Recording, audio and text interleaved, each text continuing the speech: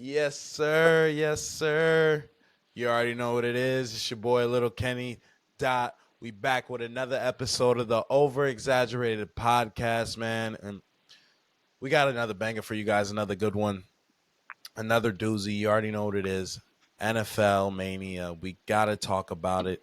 Things have been happening. MVP talks. We got Super Bowl talks. We got Thursday night games that start out and end up being it started out it was a blowout to begin with, 21-0.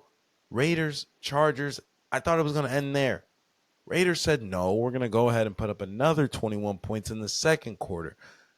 At the half, it was 42-0. Chargers couldn't find Easton Stick, couldn't find it. It seemed like the Raiders could do no wrong. Like, fumbles after fumble after fumble for the Chargers. Raiders going out there capitalizing on every single.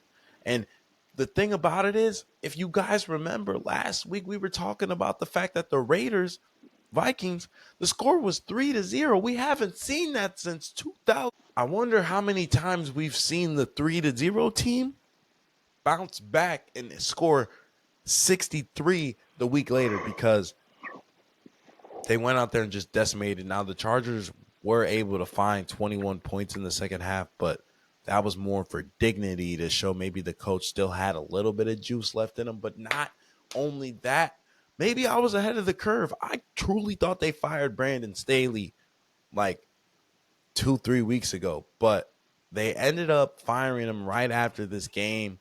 And we got a friend in LJ out there. He's a Chargers fan, and I tried to tell this man a year ago this team they would only get in their own way, and it comes to fruition now.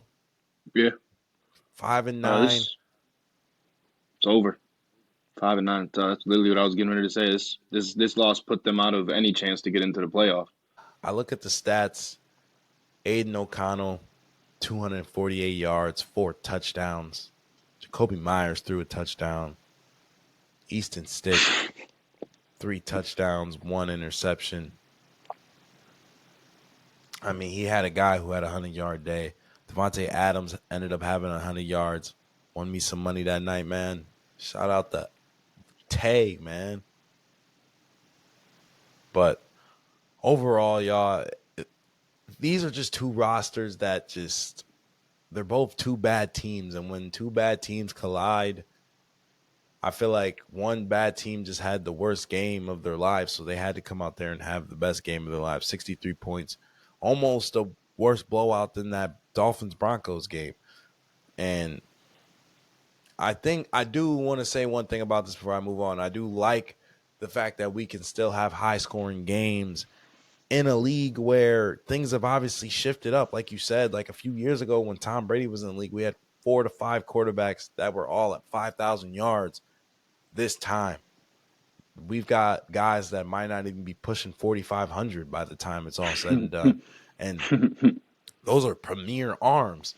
So it's good to see an offensive heavy game. Like, obviously we want to see defense. It's the NFL. Like, you never want to see a team get disrespected the way the Chargers did, but it points out the flaws in the Chargers, not only offense, but defensive game as well. So, Oh yeah. Surprisingly, this game was actually like pretty even in the stats. Normally, when there's a big blowout like that, you normally got one team that either just ran all over the place or threw the ball for 500 yards and 6 touchdowns. But like literally, both teams.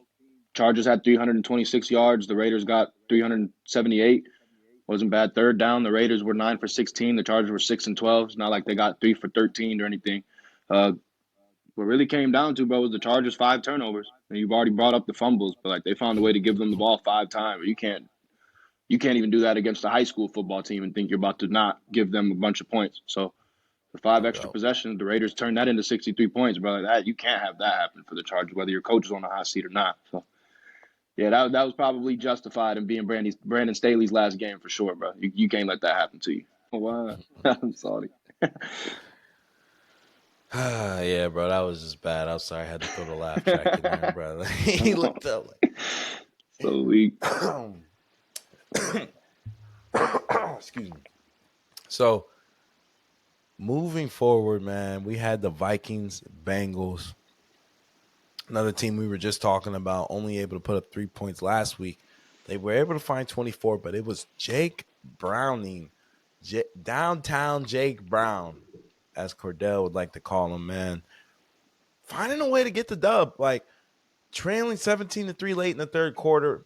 And I mean, the offense was struggling to move the ball. Like, seeing Jake in the Bengals come back, it almost gives you hope. Like, so much hope that you might want to put them for the Super Bowl or something, man. Maybe something crazy. Like, we could see a world where Jake Browning maybe wins out with the Bengals. Jake Browning wins out. Then you see Joe Burrow come back after so long. It was a season-ending injury, but the season's about to come to an end. Joe Burrow, he's about to be gone. He's been gone for almost 2 months now. Mm. But that wasn't the highlights, not the narrative of the game, because Nick Mullins, one of the top quarterbacks of both of these guys, actually top quarterbacks of the weekend. Nick Mullins was out there hooking up with Justin Jefferson. Now, Justin Jefferson did come back, like, I think it was a week ago, maybe 2 weeks ago. He came back, got hurt Yup. again. Just we were a little scared. We were a little scared, thinking that maybe JJ, he was going to be hurt.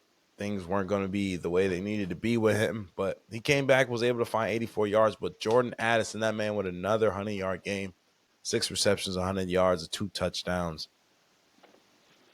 Looking at the stats, Ty Chandler, 23 carries, 132 yards, 1 touchdown. That was the guy competing with Bobak, if you remember. Oh yeah. He's out there. He was out there tearing them boys up. Living the mix, pedestrian game at best. Jamal Chase, little pedestrian. T. Higgins was the guy out there scoring the touchdowns. I want to ask you this question. When you got like a hyped up trio like Jamar, T. Higgins, and Tyler Boyd, but they somehow, like, this week they had 64 yards, 61 yards, 53 yards, but you don't really hear too much about Tyler Boyd that much. And he's only getting 2 receptions, and you got this Tanner Hudson guy, like their new tight end. He's finding 3 receptions or 5 receptions. Just Chase Brown dude is finding 3 receptions. So would you call them a big 3 anymore? Whew. This season is definitely by far their worst since all three of them have been together. Tyler Boyd, I feel like, has probably had the best season out of the three. Like, just Mm. Jamar Chase got hurt in this game, so his stats are a little bit, you feel me, watered down. But even the games before this, I feel like he was a little bit hurt. He's been battling that injury at the beginning of the season. The team just got off to a slow start with Joe Burrow's first injury. And it's like, man, Cordero, y'all fighting? Y'all fighting really hard. This game went into overtime, but yeah, I don't know if I don't want to not call him a big 3 because it's still T. Higgins, Jamar Chase, and Tyler Boyd. Like, you can get 100 from them each any night. It's like, bro, Mm-hmm. until they bring it all together and glue it back into the pieces they were supposed to be in, bro, it's gonna be tough, bro. Like, they always gonna have, especially with Jake Browning. I feel like it's gonna be harder to get all 3 of them really rolling into the playoffs, bro. But like, you still got to give them their respect as a trio of receivers for sure, for sure. My next question to you would be, before we move on to the next game, it's more about these backup quarterbacks. Mm.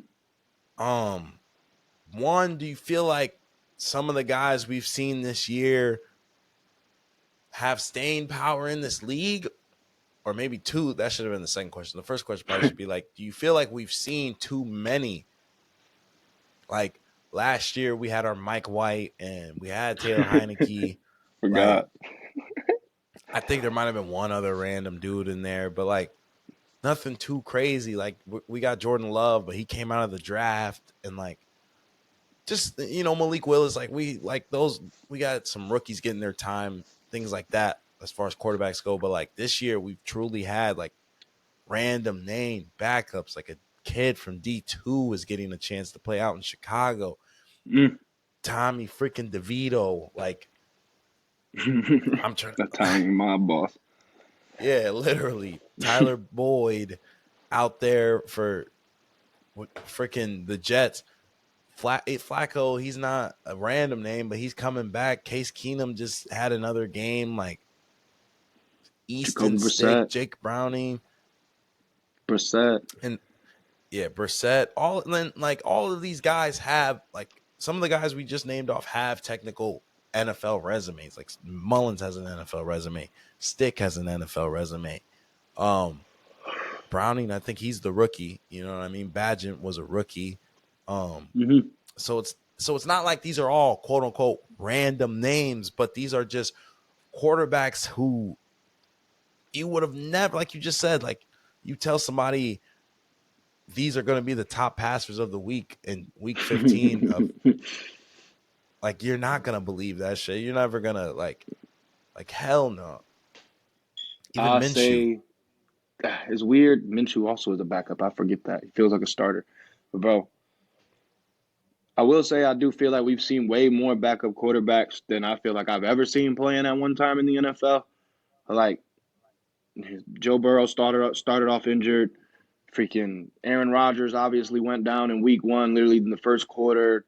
Deshaun Watson ended up getting hurt, so the Browns are throwing a different quarterback out there every week. It feels like the teams that have been able to keep their quarterbacks together are the teams that are really in the playoff hunt. The Bills obviously hadn't had to step away from Josh Allen yet. You feel me? Mm, The we'll second see. And my answer to that second question though, do they have staying power? I do feel like a guy like Aiden O'Connell like has a chance to be around for a while. You feel me? Like I thought Mike White had a chance, but if Tyson Badgett, I don't know about that one. There's a few of them that I've seen this year that have been a little bit too like raw. Like definitely okay, buddy, gotta let you go. But no, I feel like mm. you feel me. A few of them definitely got some staying power, but there is a lot for sure this year. I'll give you that. And it's crazy because I was about to say, like, those, like, you just named three guys, like when you said Aaron Rodgers, Joe Burrow, and I forget what the third name you just said was. Deshaun Deshaun Watson. Watson. You quite you did not say a name. You did not say a guy who makes less than $250 million. Like they all make that much money, and like Jesus.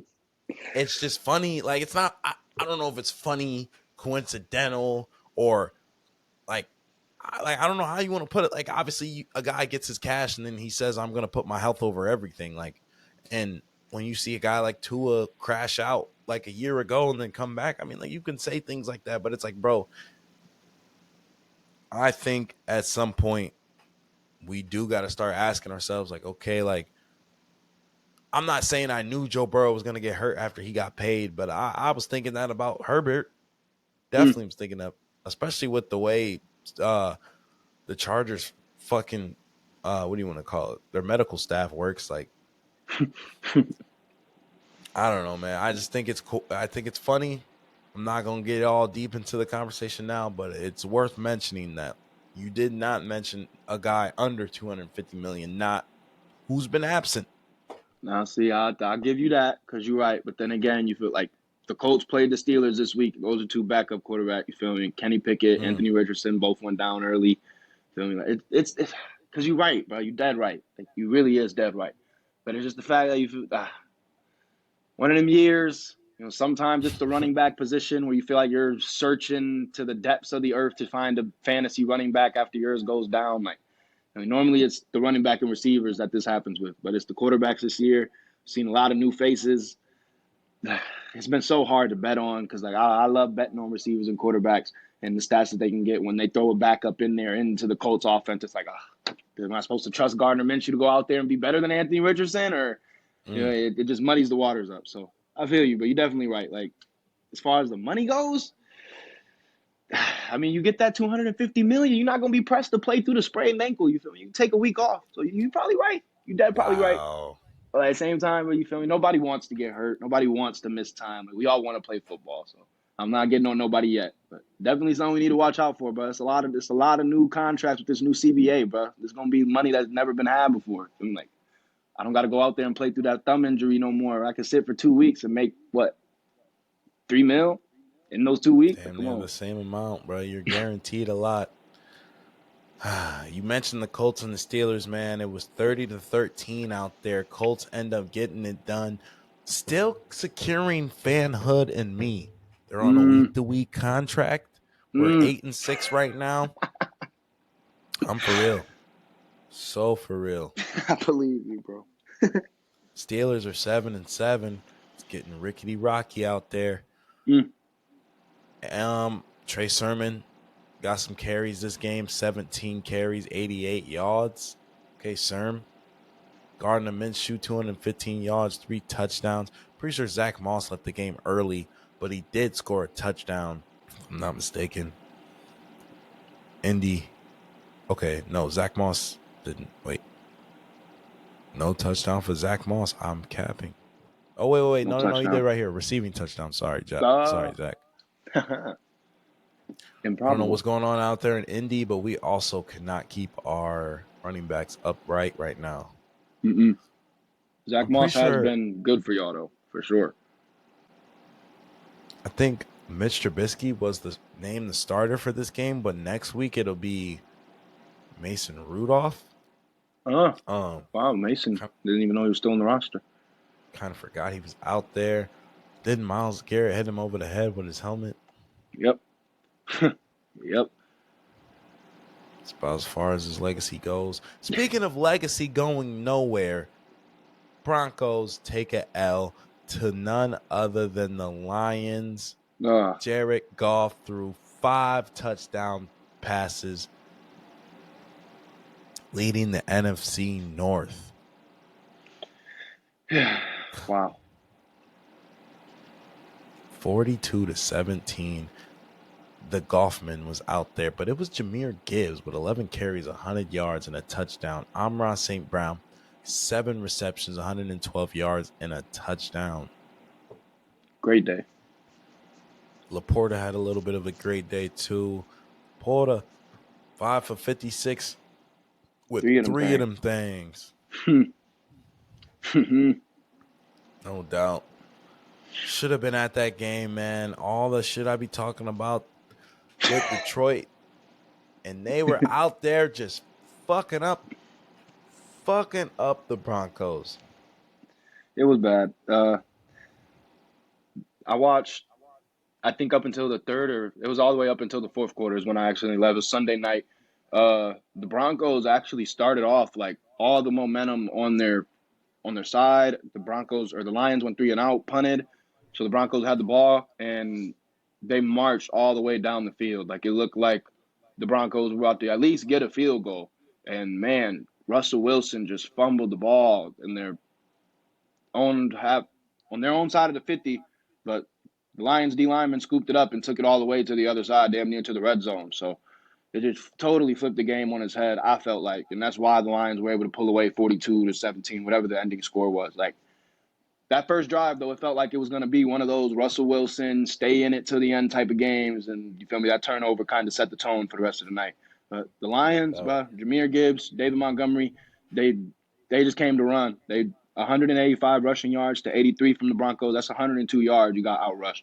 And I took Laporta on the under, which 47 and a half yards. That shit hit to all the way up to like 2 minutes left. Feel me? That's my fault. Don't bet the under on new name motherfuckers because they come into play. That ass, bro. I should have went with the over for Laporta. I should have believed in him. So I took a loss in this game. But the Lions play hard. Amon Ra's my receiver in fantasy, so I was happy to see him get back into the touchdown. He hadn't touched Painter for a few of the games, last few games, or 100 yards. So he got both of those. I was definitely hyped to see that. But the Lions, they damn near clinched the NFC North at this point, bro. Like as long as they don't lose out, they should win it. And they got what 3 games left. So great season for the Lions, Yeah. 10-4. You're right. We probably could have been at every single game this year, but I was talking to our boy Jay, and he was telling me the games to get in this year, the tickets is a lot higher now that the Lions is someone to see. I don't know if I'm gonna be able to get up to these games till those ticket prices come a little bit back down, but I mean I'm not tripping. Definitely a great season for the Lions right now. Hopefully they can keep it up going into the playoffs. Ah, man, oh man, y'all. Lions were borderline last year. Dan Campbell turning it around. in the Motor City. Now, look, speaking of turning it around, Joe Flacco turning the clock, getting Cleveland another dub, 20-17 versus none other than Justin Fields and the Bears. Justin Fields back to just I feel like it's every other game with him, man. Just a pedestrian game, 19 for 40, 166 yards, one touchdown, two interceptions. Couldn't even really get it going on the ground, 7 for 30. Joe Flacco though, 374 yards, two touchdowns, three interceptions. He was trying to give this game away.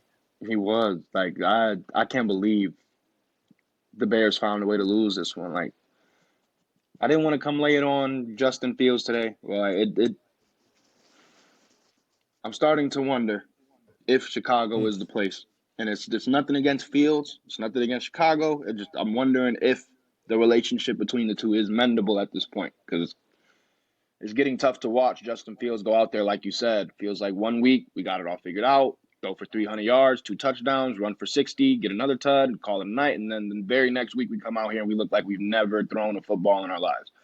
So there's not much you can do with that, but that starts at the top of the Bears organization. Like at this point, I'm not saying Justin needs to get out of there. Like he needs to start looking for a mm. new place and buying new property in other states. But like, bro, it's starting to get to that point where I'm wondering how much longer is this clock going to be ticking for? Because this can't keep going on. Like, let him go, spread his wings somewhere else, and be the player that he's supposed to be, rather than depending on him every week and then being let down because the whole team can't get it figured out, and then he takes all the blame. So, Flacco, another great game. He led the league in yards this week, 374. Or I'm sorry, Baker led the league in yards this week. My boy Flacco was second. What a game! What a comeback! The last week it was the touchdown stat. This week he's second in the league. Like I might start betting with Joe Flacco, bro. And who would have knew? If Mm. you would have told me at the beginning of the season, hey, you're gonna be betting with Joe Flacco by week 15, I'd be like, what? Flacco. Huh. Good season for sorry, bad season for the Bears. Good season for the Browns without Deshaun Watson. They're definitely fighting. That defense keeps them in every game. Real question is, can they stay in this playoff hunt? That's really what I want to like. I want to see the Browns get there for real. I want to see them get there, even if it's with Flacco, even if feel me, it's gonna be a tough ride. I still want to see them get to the playoffs and see what they can do with that defense. Maybe knock one of them teams out that are favored above The Browns are actually 7-1 at home. Been putting on for them. the fans this year, people. Wow, it's one of the loudest stadiums to play in too, for sure. Cleveland. But can't mention Baker. You know what I'm saying? The top passer of the week. 381 yards, 4 touchdowns. Out there doing the damn thing. It was Chris Godwin catching most of those catches, 10 receptions, 155 yards. Baker, keep the Bucks in pace or on pace to win the South by beating the Packers Mm-hmm. 34-20. Go Pack, no. No Lamb, pack, no. no. What? Lambo. That's where we were at when we got taken out by the Buccaneers. Did you know this is actually Baker Mayfield's third game in December in the past 3 years in Lambeau Stadium for a different Mm. team? All three past years, he's Mm. been in a different jersey inside Lambeau in December. In the first two games, we were able to wash Baker, get him out of there. This time, he said, What? no, I know what I'm coming to Lambeau to do tonight, bro. He threw for 4 touchdowns on us. He had a one perfect passer rating Baker, 158.3. Wow. Dog, I was so sorry. I'm not even gonna lie. The Packers got outrushed. We got outgained. They were asking Matt LaFleur if we're gonna fire our defensive coordinator after the game. It's not a good time right now to be a Packer, especially after 2 weeks, 3 weeks ago. We were just beating the Lions. Felt like we were coming off the high horse, and we took that loss to the damn Giants. And Tommy DeVito was like, "Okay, let's bounce back against Baker. Let's stay in the playoffs." This one probably just ended our season. We don't control our own destiny anymore. We really didn't from the jump. Like we thought we did. Now it's tough. So Shout out Bake. I was a certified get Baker the hell out of here when he was in Cleveland stinking it up. And now I'm sitting here wishing I would have never said any of that because now I just basically Uh, gave the Buccaneers a free win over my Packers, dog. So good win, Baker. I probably deserved that for talking all that shit about you all them days back way back when, but I'm sorry. I apologize. You got my respect, Baker. You earned it this year. And like you said, the Panthers ended up beating the Falcons, knocking them out of first place, which is why the Buccaneers handling business has them in playoff contention again. So every game matters in the NFL, bro. You got to get these dubs. That's why I'm sick. My Packers gonna pull it off, but it's cool. Going into next year, Baker, you might be in a wild card slot, bro. You better be ready to pull a Tom Brady and go to the league, go to that bitch. who are these Packers? Y'all have Kenyon Drake. Your top receiver this week was Datavion Wicks. Then you had Tucker Craft, He Jaden had such Reed. a I good know who game. Jaden is. Tucker won me some money last week, so I'm not mad at Tucker, but bruh. Romeo Dobbs, Malik Heath, Aaron Jones. Obviously, we know Aaron. Bo Melton. Who the fuck is Bo? I know Ben we're hurt right Sims. now.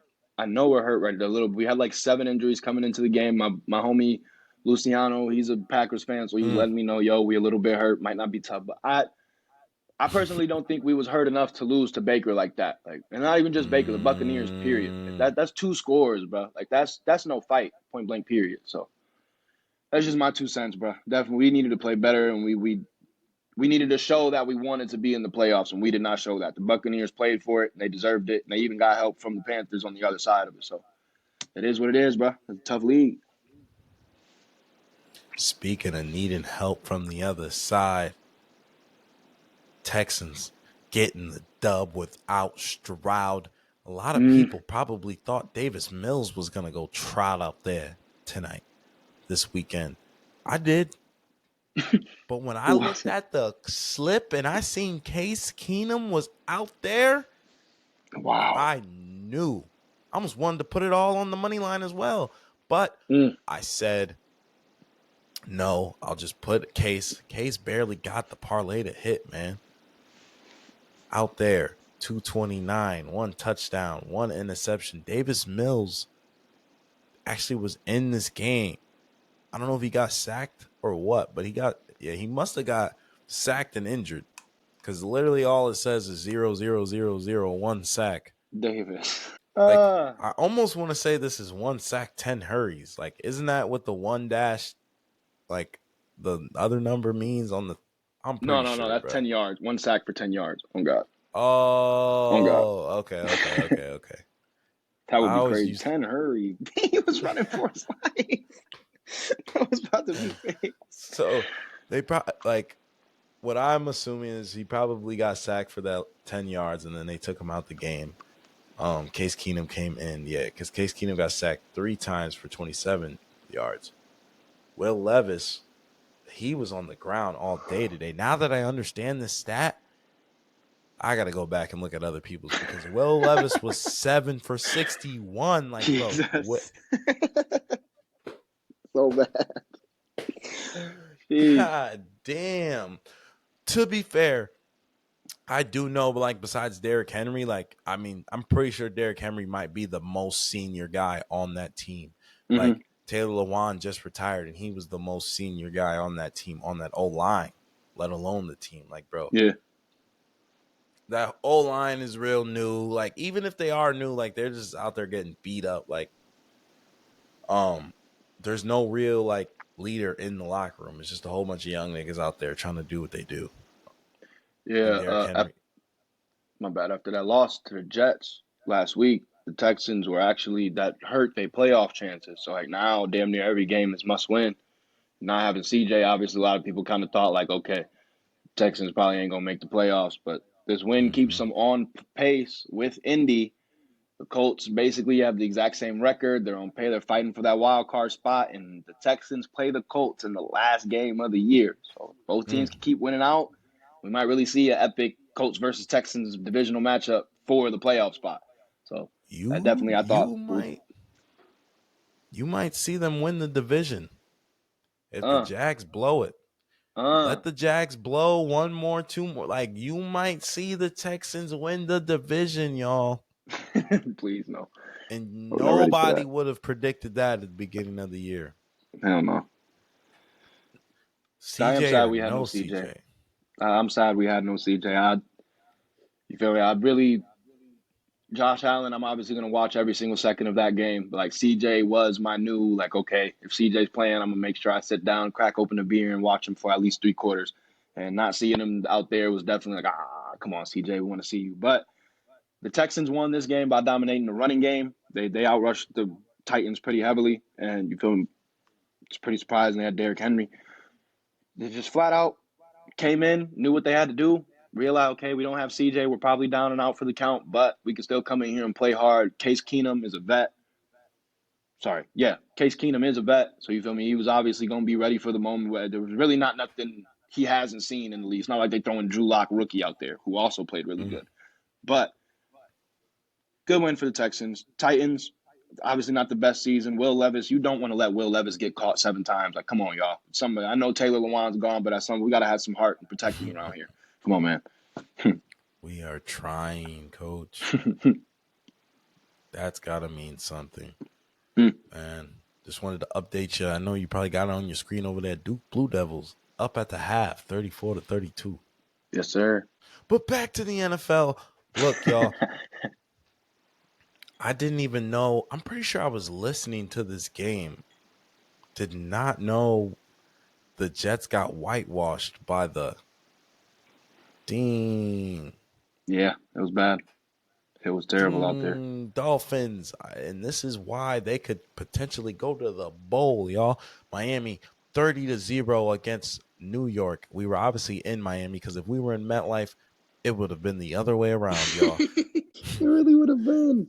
And it wasn't Tyler Boyd playing in this game, but it was actually Zach Wilson and Trevor Siemian getting the nods. Uh, uh, Uh, hey, Brees Hall with a very, very, very pedestrian game.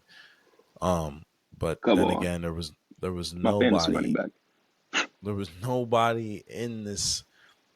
There was nobody in this Jets lineup who could get it going. Like normally, you kind of look at a stat line, and even if it was 30-0, there was one guy on the other team who said, "Fuck it, I'm gonna go out there and do it for the team, coach." Like not one. Garrett Wilson, you did prop Xavier Gibson. I doubt we could have even put you for 25 yards. Other than that, no, not one of you. Yeah, that was that Mike, was that was a very bad day for the Jets. Go to ahead, bro. make it my bad. I just want to throw this last nugget in there to to to make matters worse, to add insult to injury. Guess who got to throw 2 passes in this game? Mike White. Oh, Miami yes, I trotted Mike White out there.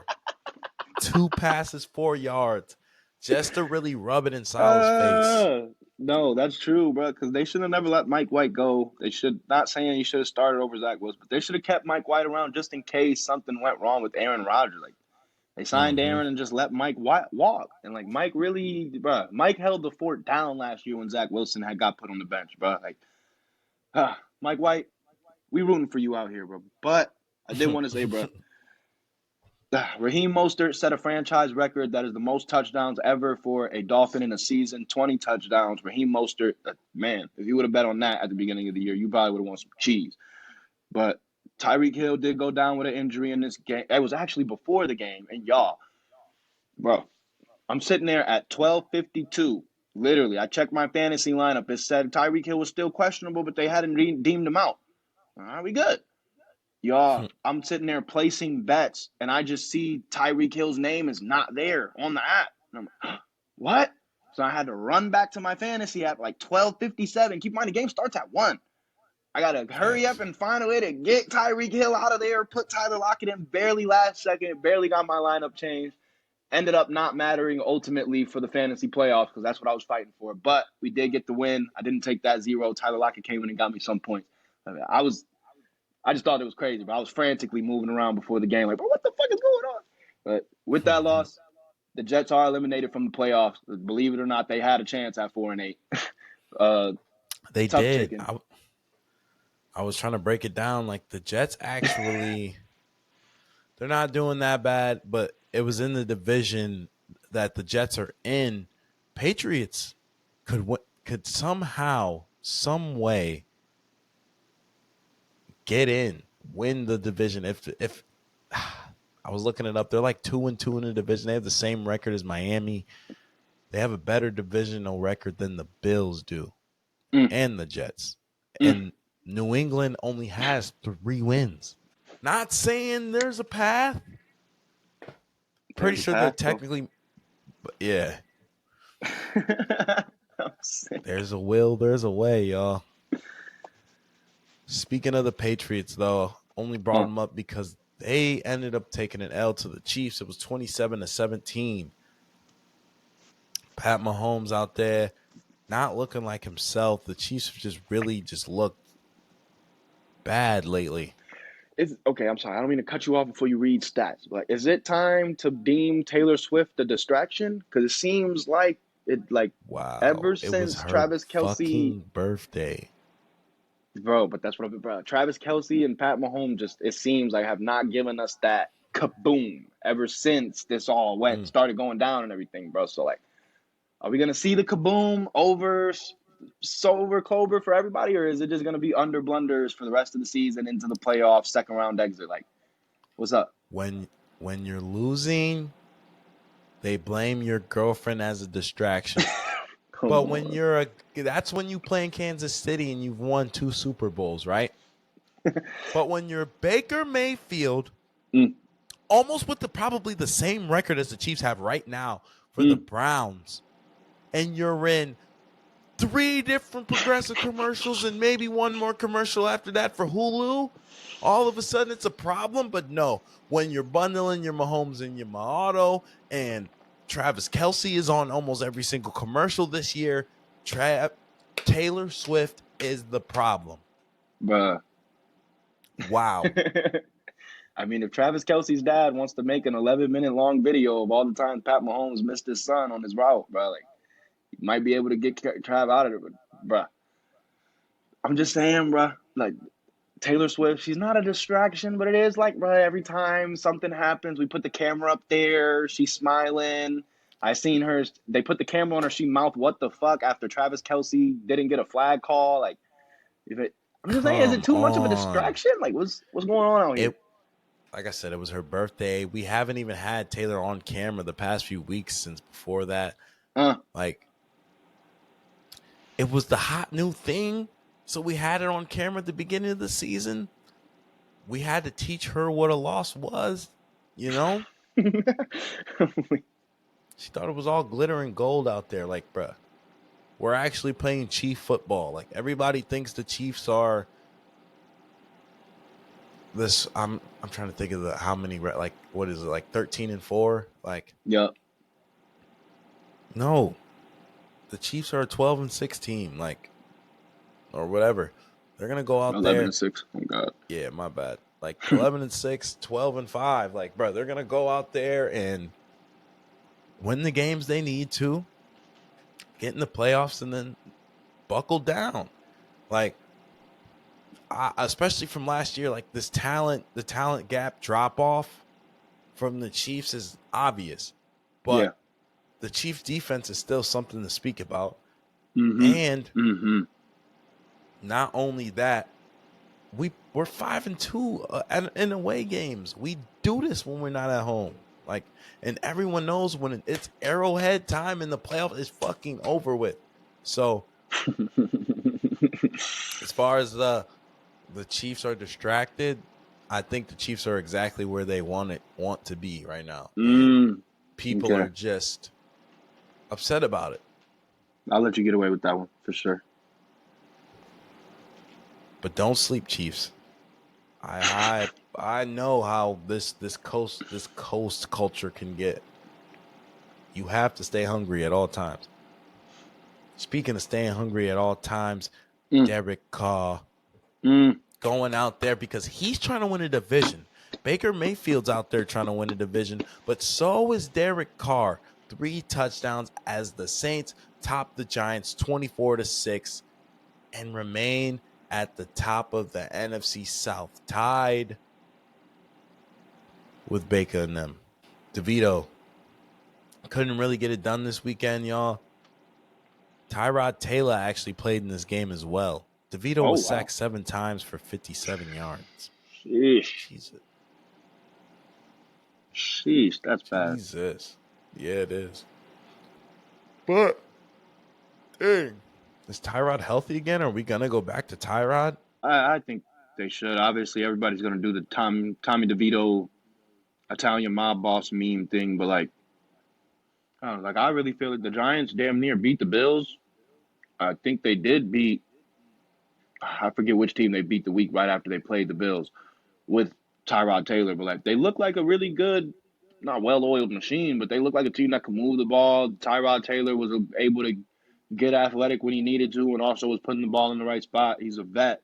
He's gonna take his check down. He's gonna keep the ball moving. Like you got to get him off the field because he's not gonna get himself off the field. Mm-hmm. So like, if I'm the Giants, I'm definitely going back to Tyrod. But like Tommy DeVito is cool. We know we got that third guy if we need him, and we just put him in there. He's battle tested now, but at the same time, like Tyrod Taylor's been here. He's been a backup. Like, don't let Tommy DeVito go out there and have a few bad games when you got Tyrod Taylor, who's more than capable of having some pretty decent games for you, and you don't have to ruin Tommy DeVito's name yet. So that's my 2 cents. But who knows? The Giants might roll with DeVito and just see what they can do to the end of the season. Keep Tyrod healthy because Lord knows that Daniel Jones contract is going to hinder him for a long time. They might need both of them to stay around for a minute. Mm. Nah, man. Honestly, if you ask me, when it comes to the New York quarterback situation, draft. Just hit the draft. Just hit the draft. Just start over, hit the draft, sell Daniel Jones to somebody. Like, Mm. why do the Bears have to go start Tyson Badgett? They can just start Daniel fucking Jones instead of Justin Fields. Damn near the same thing. A little bit of less running from Uh, Daniel, but DJ can get up. But I honestly, when I look at these teams, and I think the Saints, first of all, I want to say the Saints, they're definitely, I don't think they'll win the division. I would have said that 2 weeks ago, but now after seeing how Baker and the Buccaneers are playing, I want to give it to the Buccaneers. I think the Saints get in their way a lot of times. They don't really have a healthy number one receiver at the moment. I was just looking at him, like Kamara was leading receiver for this game, and then mm, Juwan Johnson, A.T. Perry, Rashid Rice, like Foster Moreau, a guy who he dropped the game winning pass for us. You know what I mean? It's just a mm-hmm. bunch of guys that aren't real receivers. We need Chris Olave back. Mike Thomas isn't even out there playing. Like, it's bad. I think That is bad. that's the first place. Like, for the Giants, it's quarterback, but for the Saints, it's receiver. Like, receiver. Get anybody out there, bruh. Bring Marv Harrison out to New Orleans. Don't Mm. bring him out there. Don't do that to him. Like, it's cool seeing Chris catch. He wasn't even supposed to be catching passes from Derek Carr, so we'll give Chris the short end of the stick. But like, Marv doesn't deserve that. Would you be able to be a fan of any other team? Like if the Saints had Mike Thomas, Ohio State receiver, Chris Olave, Ohio State receiver, and Marvin Harrison Jr., forgive me, Ohio State receiver. Like, would it be right to cheer for anybody else if you're an Ohio State fan? The Saints are the only. Well, bruh, in my lifetime, the Saints were the ones that beat the Colts in the Super Bowl. Uh, Sorry, kid. So can't be That a was Drew Saints though. fan. Come on, bro. That's one of the greatest Super Bowls of all time. Actually, like, there's a pick six in that Super Bowl. And they had a fucking. They did some crazy shit on special teams too, bro. Oh No, yeah, the onside kick at halftime. God, that was literally probably the greatest one of my lifetime. I'm sick now. can't fuck with them. Speaking of not being able to mess with them, it's the Panthers taking out the Falcons. Falcons did not want the division this year. The Falcons just they're bad. They're really bad. That Ritter route stuff, that was cute and all, but to give the Panthers another win. Should have taken Ritter out. It's like the Panthers are trying to ruin the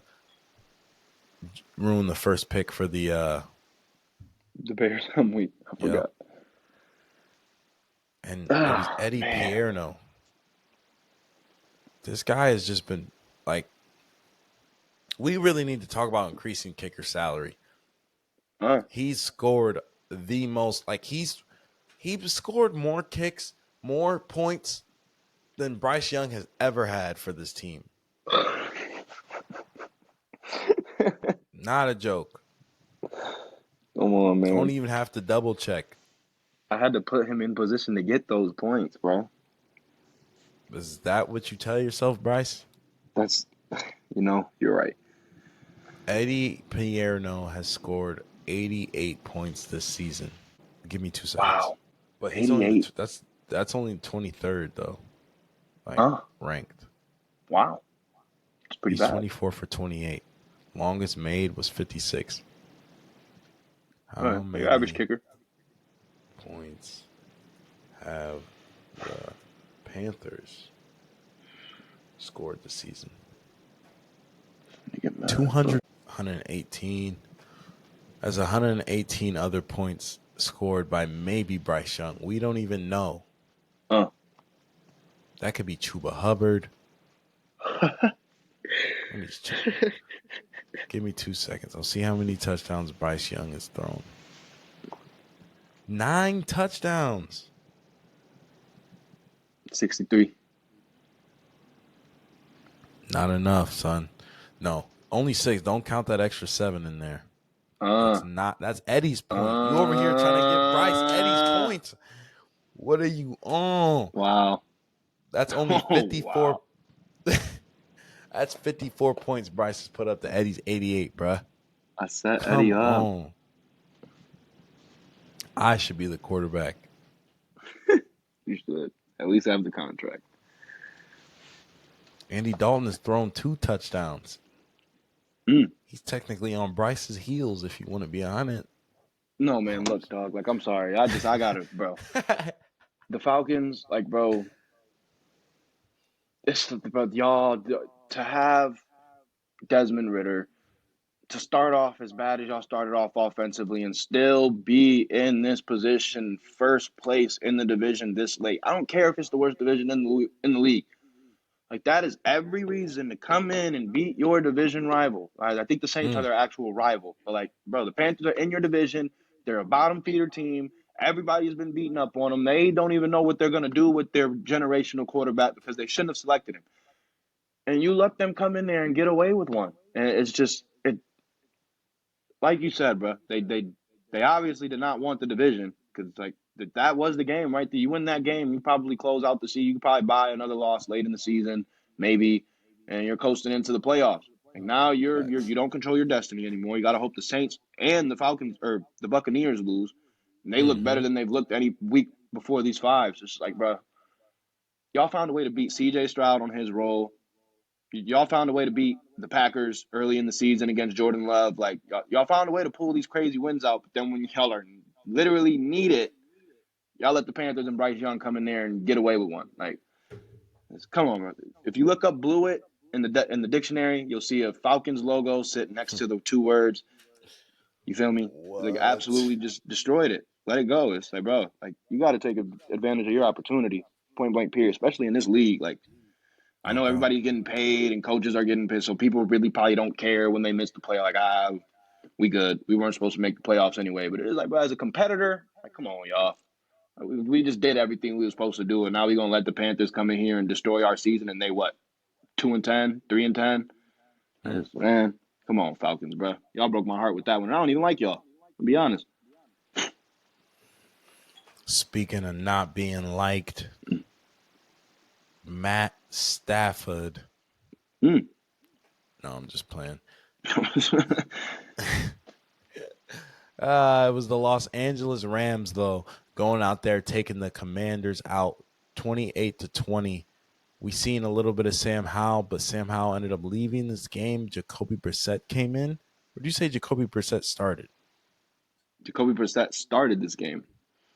Oh, That means Sam Howell came in after Bobby. But Oh, Bobby wait. went in there and threw 2 touchdowns.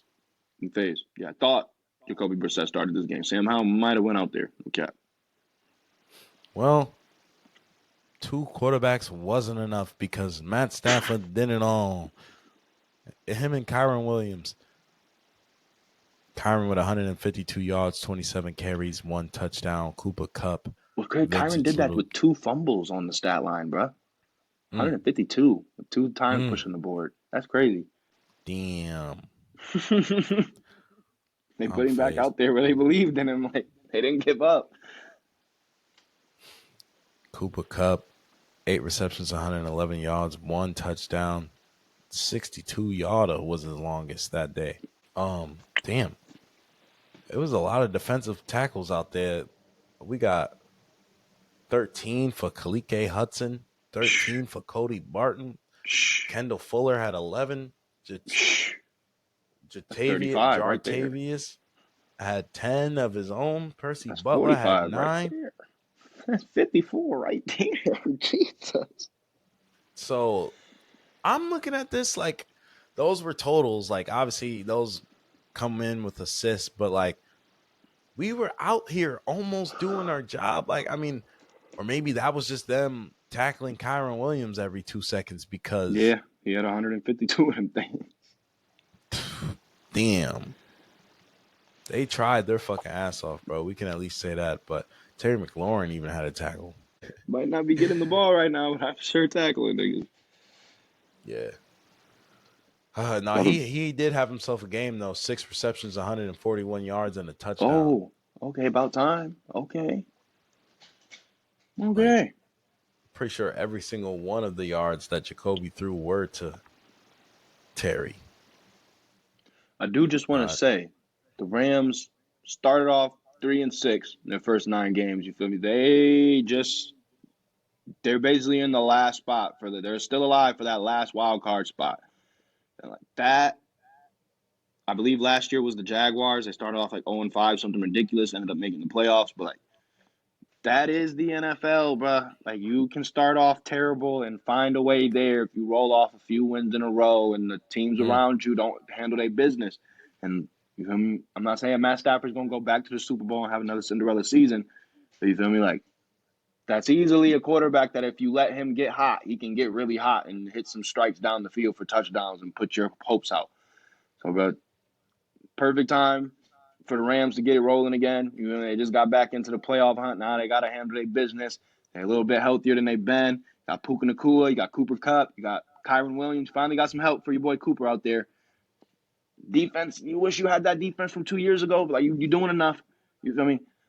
Yeah, I feel like they can make a little run, especially in a little soft NFC. They might be able to shock one of them teams that everybody thinks is just going to be an easy win. Like Matt uh, Stafford might get the little revenge game against the Lions in the playoffs. Like who knows, man? don't try to write that script, please. Come Why would you on. say that? Come on, man. There go our playoff chances, y'all. We're gonna lose to Matt Stafford, and you're gonna crush every single heart of the Detroit fandom, They even deserve it, me. man. There's a guy out here who's just doing the damn thing. 2 guys by the name of Brock Purdy and Christian McCaffrey. Brock Purdy leading the fucking NFL in almost every single stat. 242 yards, 4 touchdowns. Master class. McCaffrey, 18 carries, 115 yards, Man. 1 touchdown.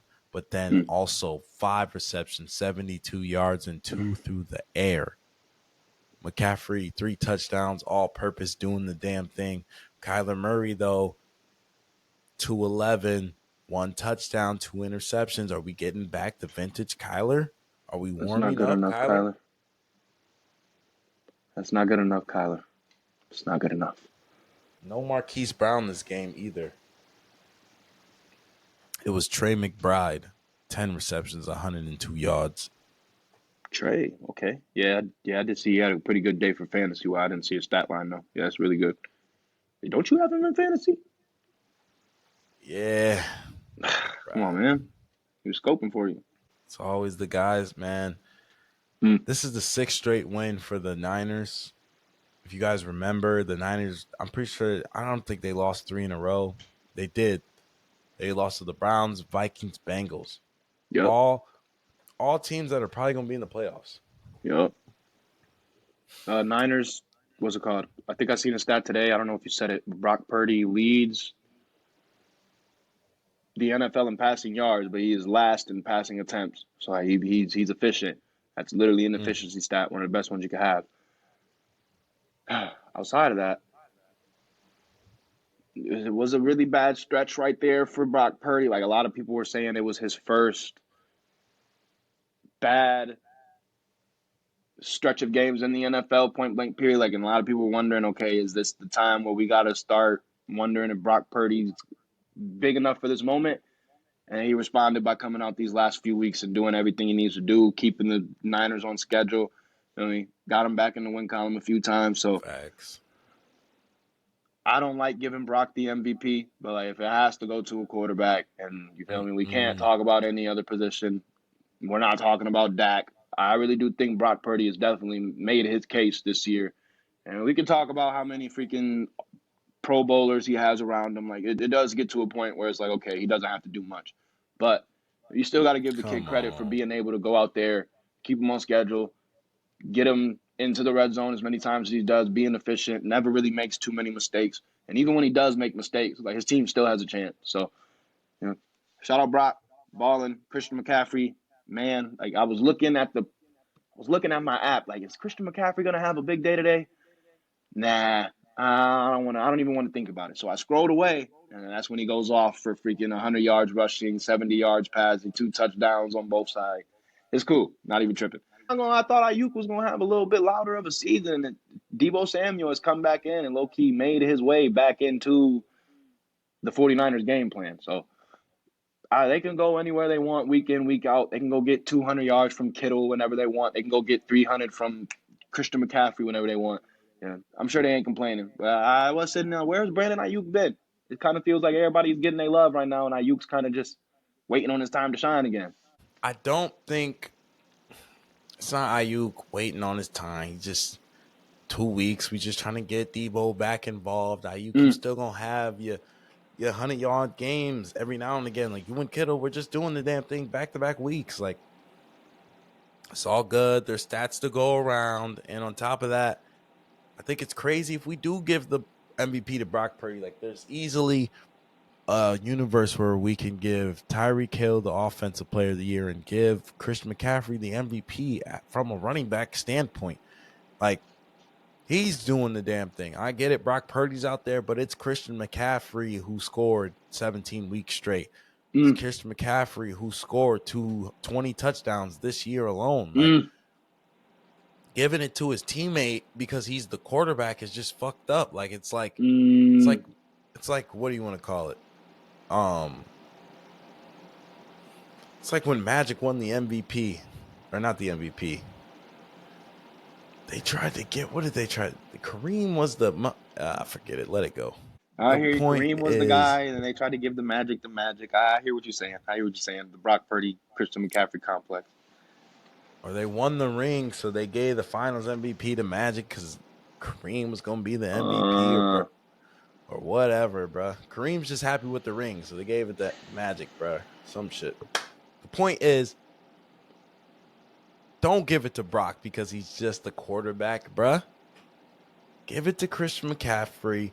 Let this award be what the award is, the most valuable player. There's way more value in Christian McCaffrey than there is Brock Purdy. We can do this shit with Sam Darnold if we really needed to. Brock is that's true. just a better face.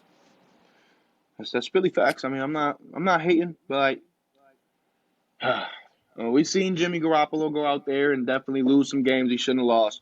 We've seen Trey Lance go out there and look lost. Like you feel me? At some point, you gotta look at what Brock's done and say, okay, as far as doing his job, he's done it. You're right. Should we give him MVP when he has all that help? I mean, a lot of people would probably argue, hell no, especially when you got Dak doing what he's doing. Jalen Hurts probably more dynamic in his stack team as far as running the ball and putting it on his legs. So, There's obviously an argument, but I'm just saying, you feel me? Is if the least Brock has done is definitely earned the respect of, you feel me, fantasy owners, betters. You feel me? Like a lot of people wanted to put money on those guys in San Francisco because they got all those skill positions filled up. It was like every week, so you never knew what Jimmy Garoppolo was going to do. And Brock Purdy came in and it's like, oh, okay, we finally got a guy that's going to get them guys the ball. He's going to spread it around, and he's going to make sure everybody eats. Point blank, period. So he's earned his name, Brock. Hopefully, you're here to stay. Hopefully, nothing goes bad and they got to let you go early, and then you got to go try to fight somewhere where there's not as much talent around you. I mean, he's the irrelevant Mm-hmm. man for a reason, bro. You know, like they picked him last. He went to a really good team. He got his chance. He stepped up to it. And so that's all you can do in the NFL. But it's not like he can go play for the Vikings if he wanted to. He got drafted by the Niners. And they put him in. He did his job. So, I mean, I hear you, though. You're right, bro. We could do this with Sam Darnold. Shit, we could do this with Johnny Manziel if he wants to come running back, dog. You're right. Point blank, period. But shout out to the Niners, man. Have a good win. Speaking of good wins, felt like it was set in stone, if you ask me. But the Bills take out the Cowboys. A lot of the world was stunned by this one. It was 31 to I 10. don't know why. James Cook was very dominant. 25 carries, 179 yards, and a touchdown. Well, I just felt like all the momentum was on the Bills' side just because of how much the Cowboys had just been riding high. They had 3 good wins in a row. Just beat the freaking Eagles, man. Like Mm-hmm. they were they were bound to lose to the Bills. The Bills were coming in having tough times. Like Bills had to go ahead and look in the mirror and realize, like, whoa, like I said, we need to tighten up and Mm-hmm. win. Like we just took a loss to the Eagles. We lost to the Bengals not too long ago before that. Like they're coming off of beating the Chiefs. They needed to get one more dub. They need to win out. They're a divisional loss away from not making the playoffs. It's scary. Mm-hmm. But when your backs are against the wall, you're 2-2 in your division, you're tied with the Patriots. What do? You go out Respond. there and you respond. You write back. Or wait, maybe you don't. You read the Don't write letter. back. Never write back, guys. Don't take that advice. So Or weak. maybe you don't write back. You snub Dak Prescott's MVP chances in the bud. You nip that shit in the bud. You say no. We're the Bills. We control our own destiny, and we'll be damned if we're not in the playoffs playing against those Chiefs one more time. You're damn right. I, man, I gave y'all a pretty long-winded rant last week because I felt like the Bills were playing really good football, but they just kept making stupid mistakes that kept the team in it. And it bit them against the Eagles. Didn't bite them last week, but it came close to biting them, and I was just frustrated. Stephon Diggs hasn't been having the best season. I let the Bills have it last week. And I'm not saying they heard me. I'm not saying they felt what I was saying, but watching this game, it definitely felt like if Sean McDermott was saying the things I was saying, his team definitely responded. The Bills Mm, came out ready. The back seven on defense, the corners, the safeties, they did a really good job of keeping everything in front of them. They didn't let CeeDee Lamb get behind them at all. They didn't let any of the receiver or the tight ends pop out loose. Jake Ferguson, nothing. They kept everything in front of them, which allowed the front four to get pressure on Dak a few times. They were just all around ready for what the Cowboys were going to do on offense. And on facts. defense, a lot of people were wondering why did the Bills just turn into a run-heavy offense when they've been one of the best passing offenses in the league. The Cowboys had I believe he was drafted in the 6th round. It might have been 7th. He might have been undrafted. But he was a safety at the beginning of the season in training camp. He got translated to a linebacker, and he was playing in this game. And, bruh, like, the Bills did a really good job of pulling guards, making sure there was a big body on him, outmatching him physically damn near every play, which gave James Cook the ability to just kind of wiggle in between that little guy and his big guys and then find some extra yards. They brought in a few different tight ends to help in blocking. Dalton Kincaid and Dawson Knox haven't been the best in that category. So You know, the Bills just look like they said, okay, we're going to out scheme the Cowboys. We've been the ones that have been getting out schemed this year. Let's come out here. Let's watch the film. Let's see where we're going to attack. They made the game plan. They went in there and they executed it. Like Josh Allen went 7 for 15 on 91 yards. That is his lowest stat line since week one. He did it this Mhm. year. But point blank period, Josh Allen is a 300-yard game damn near every week. The fact that he could go in there and only throw 15 passes, 91 yards, I don't even think he got a touchdown. He had a rushing touchdown and still get away with a really comfortable win. Like anytime you can do that, that just speaks volumes of how well-rounded your team is. And the Bills showed that this week. And it's like I was sitting here last week wondering, like, why can't we ride that first half momentum, that 14-0 lead into a 33-10 win? And they figured it all out. They got it all together. The one thing I will say, dog, 7 for 15 on 91 yards. There were some drops. There was some Josh Allen miscommunicate, just flat out missed passes. There were some Mhm. miscommunications in the passing game as far as blocking goes. They, for some reason, bro, this passing game has been really, really frustrating to watch. Myself, I put some damn money on Stephon Diggs this week and Josh Allen stats, and they both obviously underblundered me. So I'm not saying it's dire stretch. Like we got to figure out the passing game right now. We're not going to make the playoff, but it is to the point where okay, you got a new coordinator. Let's figure out what the hell we're going to do as far as getting the ball to these receivers, Dalton Kincaid, Dawson Knox, and let's try to get it complementing James Cook because he's starting to come into his own in the league. So huge win for the Bills right now. They're playing playoff football right now. Like you said, they take one more loss, but they're probably done. Like the AFC is too deep. So they got to keep rolling. The schedule gets a little bit easier. I feel like this was a damn gauntlet. Eagles, Chargers, and Cowboys back to back to back. It's tough. You feel me? They responded, went 2-1. They got to get these next few wins. They don't control their own destiny. You feel me? You control what you control. Get these wins. Hopefully, somebody can handle some business for you on the other side and get you in there. So good shit, Josh. Like genuinely, it felt good to watch the game and not feel like it was ever up for grabs. Like literally, didn't make the fantasy playoffs with Josh this year. Not tripping about it. Like I feel like he still had a really good year. Just wish he could have got it going earlier, and I wish they would have made the decision to fire the coordinator earlier in the season because maybe we would have seen a prettier passing game. Stephon Diggs get involved a lot more. Maybe Gabe Davis doesn't have so many 0 point games in fantasy. Like you know what I mean? Just all around good showing this week. Hopefully they can ride it in. Hopefully they realize we are the Bills. This is how we're supposed to play. We are supposed to come in here and make it hard for other teams. It's not supposed to be the other way around. And hopefully keep riding the momentum, man. Like Cowboys tough loss. Y'all still in the playoffs, probably most likely. Y'all still got a chance to win the whole damn NFC.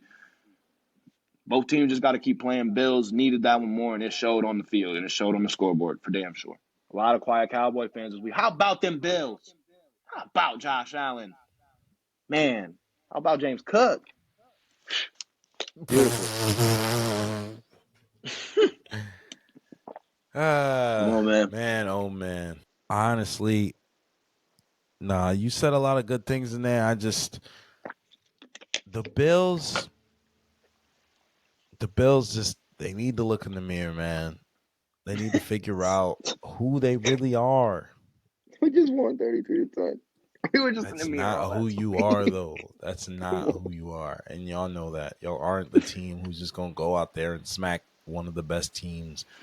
And the thing is, beat the NFC teams. Can you beat the AFC teams? That's the Mm, problem we're mm, having more than anything. And man. I know they're going to try to concoct some snowstorm out there before it's too late in Buffalo, but it might already be too late for you guys. So just Yeah. tighten up, win out. You got to play Miami and the Patriots and I think the Jags. So, You get that one against Miami, you're damn near smooth cruising as far as controlling your destiny goes.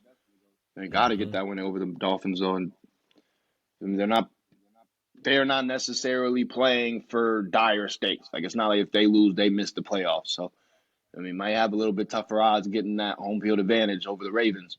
But all in all, bro, like you already hit it on the head, bro. Just Good season. Hopefully they keep it going, bro. Hopefully the playoffs start to shape itself out and the Bills can find their way in there. Because I do feel like that's a team that deserves. I don't want to say deserves a shot because they haven't earned it, but they deserved a better fate in a few games this year. And I feel like if they get to the playoffs, they'll be able to redeem that early start of the season by knocking somebody out that nobody expects them to beat. That's just my two Mm. cents. Speaking of the Ravens, no one expected them to be this good. 11-3, 6-1 at when they're away. Taking out the Jaguars, who are also 8-6, same record as the Bills. You see what the Bills are going up against, man. Guys like Trevor Lawrence. Trevor Lawrence, though, in this game against the Ravens, 264 yards, one touchdown. Nothing too crazy. Lamar, nothing too crazy through the air, 171, one touchdown, one interception, but he did have 97 yards on the ground. I'm pretty sure Odell had a 100-yard game last week, but only followed that up with a 14-yard game this week. But it was Isaiah Likely with 70 yards leading the receivers for Baltimore. I think, I mean, there was nothing really crazy to talk about in this game. Jamal Agnew did have 2 receptions for 70 yards. Okay, Jamal. And a touchdown. But I think it's more when I think about the Ravens, I I just don't. I think that obviously their chances of being in the playoffs, they're in there already. They're locked up. They might get a bye when it's all said and done. But I don't think this is a Super Bowl team. I look at the receivers, I look at the running back room, and I just see a team with a great defense that is somehow, not saying they have one of the easiest schedules of the year, but I mean they're not playing any teams too crazy. I mean they played the Lions. Fam, we They play the blasted the Niners Lions. next week. Come on, bruh. Look, man, we did make the Jags go third. Sorry, 3 for 13 on third down. The Ravens did outrush the Jaguar 251-75. Come on, but that's domination. Like that's dominated the line of scrimmage.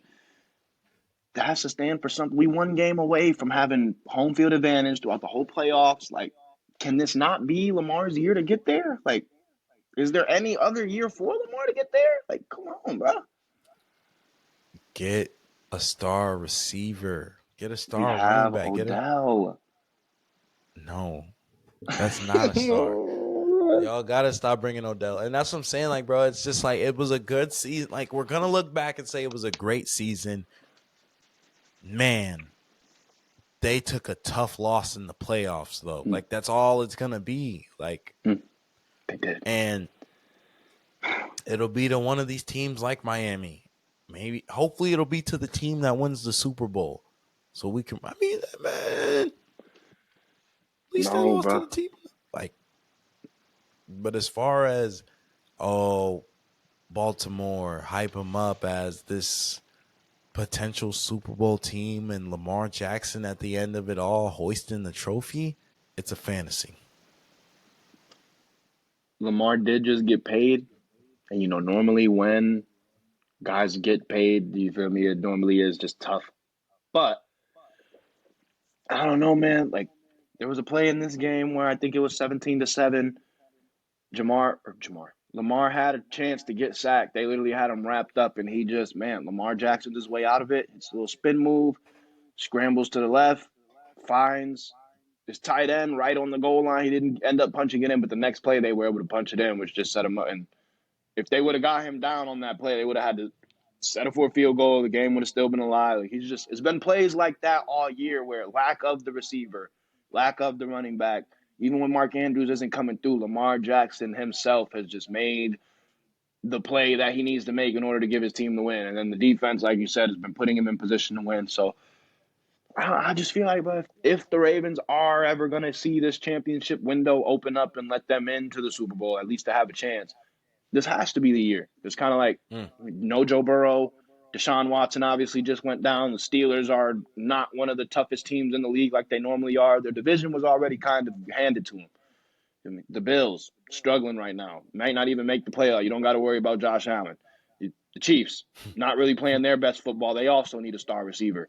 You really the only team you're worried about really is the Dolphins. Like they're the only team with the offense that can totally just shit on the defense y'all got, and y'all gonna have to turn it into a shootout, which you don't want to get into with the Dolphins. I'm just saying, bro. I'm not putting Lamar there yet because you're right. I still got to see him get to the playoffs and have a good script and get himself there. Just saying, bro. If y'all gonna do it at any time, but now is the time. Don't go thinking you got a championship window that's gonna last forever. But C.J. Stroud is in the AFC. You know what I mean? Like, get it done now while you can, Lamar. I'm telling you, get it. Mm. Last but not least, speaking of a team who probably thought their championship window was going to last forever, playing like it at least, the Eagles, 10-4, getting taken out Monday night against the Seahawks, 20-17. Drew Lock was at the helm. Wow. And man, oh man, what a catch. It was What a Jackson night. Smith and Jigba. Touchdown, giving the Seahawks the lead. Ohio State alumni. Oh, it's so clutch. Go ahead. I might have to roll the clip. Uh, Give me a second, y'all. What a game. And it felt like Jackson Smith and Jigba was just used for screen routes and weird shit all year. They finally give him his target downfield. Look what it pays off, man. Mm-hmm. Happy to see him out there. Also happy to see Drew Lock. You know, a lot of people forgot about Drew. A lot of people forgot What? he was able to come out here. That's another backup that got in. Gino didn't write back. Duke just took the lead over Baylor. It's all good right now. It's all good right now, y'all. Come on. All right. Here's the clip. I'm over here. Hold on. Come on. All right, you ready for this? Yes, sir. On the money. Ah! Man, prime time. What are you doing? That's $20,000. Perfect. It was Smith and raining out Jigba. there. Jesus. Y'all seen the film. Not really much else to show, man. What a play. What a play. To save the day against one of the best teams in the league. And that was big play Slay getting fucking burnt. Yes, sir. What a bump. Darius! God. Just brings back memories, bro. I cannot believe this man. It was all around just a bad day for the Eagles. I mean, DeAndre Swift didn't have that bad of a day. He had 74 yards on the ground. Jalen Hurts had 82 yards, 2 touchdowns. I'm pretty sure Jalen Hurts is just turning into a guy who would rather run it in instead of passing the ball because he only was able to get 143 yards with 2 interceptions. It's like the Seahawks did what I expected them to do. I think it was a week ago. Literally, I wanted them to do this against the Niners and beat the Niners, but they came out and said, "No, Monday night, coach, we got you. We're gonna go out here and beat the Eagles, the Bird Bowl." Because see, a lot of people people thought that the Eagles were gonna come in here and just get one against the Birds, and they did not. Hmm. Easy money. We take them out. It was not easy money. uh, it literally came down to the wire, bruh. But It Seattle was did. able to put up 10 points in that fourth quarter. That was the difference. I've been saying it since last year when Jalen Hurts first started getting his little respect around the league because they were the best team in the NFC. Like, don't get me wrong, bro. The Eagles are stacked, especially on defense, even on offense. They're talented, like they really are. And to be honest, like nobody should walk in there and be able to dominate them how they've gotten dominated these past 5 games on the stat sheet. But bro, it's at some point I don't know if it's coordinators. I'm not blaming Nick Sirianni. I think he is the right coach for Philadelphia. But at some point, they got to get the right coaches in there that can do the right things with the players that they have. Because it just feels like every week it just looks a little bit sloppier than it should on offense. Even defense, sometimes it feels like, especially in the passing game this year, they're 31st ranked passing defense in the league right now, all around. Mm. Like that, when you got big play Slay out there, you got the best D line damn near ever assembled besides San Francisco 49ers with Chase Young and Nick Bosa. Like, bro, you should be getting to the quarterback. It happened. It's just the fact that they aren't. It makes me wonder. Okay, how it obviously is not the GMs and the talent because we have enough of that. A lot of teams would die to have what we have. It gets to a point where it comes down to not being put in the right position to succeed in these last 6 weeks. It just feels like the Eagles have gotten outcoached. Even in the Bills' overtime win, it felt like the Bills dominated that game the whole time. The Bills just made stupid mistakes, missed field goals, and ended up giving the Eagles another chance in overtime. And Jalen Hurts marched down the field and got the dub. It's like, yeah, it's all good to get that overtime win and feel good. But you feel me? You come back in these next 2 weeks, you lose both games. Now you're sitting here wondering, well, damn, was it even worth winning that game against the Bills? Now we got to do the mirror look right now. We could have been doing it 2, 3 weeks ago. But their season's not over. I'm sure they'll roll right into the playoffs and get right back to smacking. I honestly thought they were going to lay a beat down on the Seahawks because of what happened the week before. So, it is a little bit scary to have that happen to you 2 times in a row, but we were just talking about how the Niners lost 3 in a row. You feel me? They just got it right back on track. They're right back into the picture, and they're right back to looking like the most dominant team in the league. Hmm. You never want to lose to the Cowboys by as much as they did. You never want to come in here and lose to the Seahawks, period, especially if it's not even Geno. Drew Lock. Like, I was going to ask you, bro, is Drew Lock one of your favorite backup quarterbacks to root for? I feel like every time I see Drew Lock go in, have a good game, and they put the camera on him afterward, he's hype, he's showing emotion, he's colorful. He's not like these boring backups, man. He's gonna give you something every time they put that camera on him. How you feeling about Drew? I'm not rooting for Drew. Not at all, y'all. That's Geno's job. Y'all are going to try to give it to Drew. If he keeps doing stuff like this, just leave it be. Look, Drew got kicked out of Denver for a reason. It was not good. These are just coming off the bench Drew Lock games. But, like, he might just be one of those guys like a Gardner Minshew, but don't give him a starting job and give him actual pressure because he's going Uh, to fold, come on, man. period. But that wraps it up, man. That was the last game of the week. Masterclass. We didn't really have one last week, but we gotta give it to the kid. They ran him out of Cleveland, and he came back in week 15 and threw the most passing yards and touchdowns of the weekend. Actually, that's a lie. Jared Goff threw 5, Baker threw 4, but 381. We gotta give it to Bake, right? Yeah, perfect passer rating on top of all that. Hell yeah. Perfect. Masterclass. Baker Mayfield, y'all. We're going to get up out of here. I tried to tell y'all. Wait. Oh, man. No music again to the end of the show. Things are just wild out here in the nation. Not even going to try to get it going. It's not even working. I don't know what the problem is. I don't know if it's me. If I'm, yeah. But I do. long story short, I gotta y'all. say, Ken. I gotta say, we've been talking about it all year, hyping it up, y'all. December 23rd, Utah State and Georgia State will meet up. It's official. The Idaho Potato Bowl is set in stone for all the glory, for all the potatoes in Idaho. We gonna see which team is gonna do. I don't know which team I'm betting with yet. My heart wants to go with Georgia State, but Ken was telling me Utah State has it on lock. I don't know.